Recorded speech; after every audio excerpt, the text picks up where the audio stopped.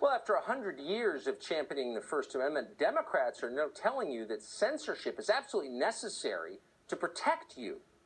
And their donors in big tech are happy to oblige. There's a lot of violent rhetoric they're not censoring, though, and that's kind of weird.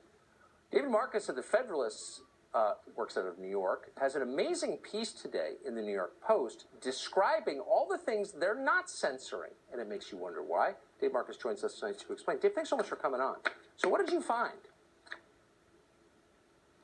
Well, Twitter claims that it has to censor conservative voices and ban President Trump because they're in violation of their safety guidelines.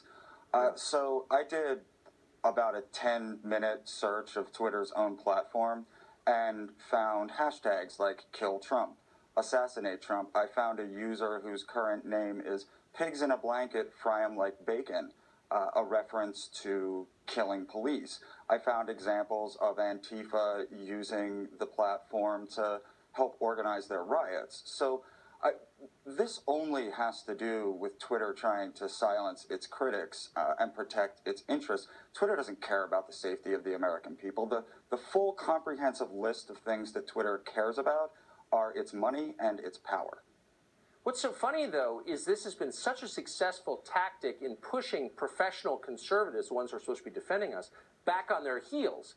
You know, you can't believe what's on Parler. It's a cesspool of violence and filth. And they're like, oh, yeah, I'm not going to defend that. Nobody says what you're saying, which is, please, it's the internet. There's a lot of garbage out there. Doesn't mean you should censor people. No, absolutely. And the monopolistic banning of Parler is really troublesome. This is so much worse than any monopoly that we've seen before. I mean, railroad barons and Ma Bell didn't have a dark dystopian vision of the future in which people were locked in their houses staring at screens while machines went brr and brought them everything that they needed.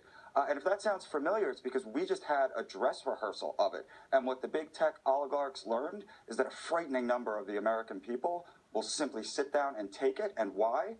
Well, because of safety. Well, and also they're anesthetized with Soma, you know, weed and Netflix. So it's like it's totally fine. Like I'm comfy, you know, let it happen. But I have to say, it's hard, and I'm not a conspiracy nut in any way, but we just have had like 9 months of lockdowns that have made people increasingly dependent on digital technology companies. And then it turns out they can withhold the love if they want. I mean, maybe there's no connection, but it's kind of amazing, isn't it? Oh, there's absolutely a connection. I mean, when Twitter spent months and months banning legitimate science that argued against lockdowns, right. And now suddenly my brilliant Governor Andrew Cuomo has had this amazing revelation that, oh, maybe lockdowns hurt people.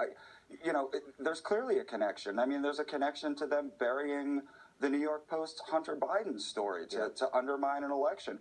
All of these decisions operate, again, in their own interests. And my message to Twitter CEO Jack Dorsey is that he may be a billionaire and he may be frolicking on yachts with Beyonce and Jay-Z. I'm just a journalist, but there's millions of Americans like me who are not going to sit back and just take this. That's totally right. And I have to say, I hate to judge people's parenting. It's very hard to be a parent, hard to take your kids to a restaurant. But the next time I see parents with little kids staring at an iPad in a restaurant, you know, if you walk by and a kid was like tugging on a Winston, you'd say, yeah, you're probably a little young to be smoking, right? But kids kids are allowed by their parents to get completely addicted to this garbage, this poison, and nobody says anything. Duh. Absolutely.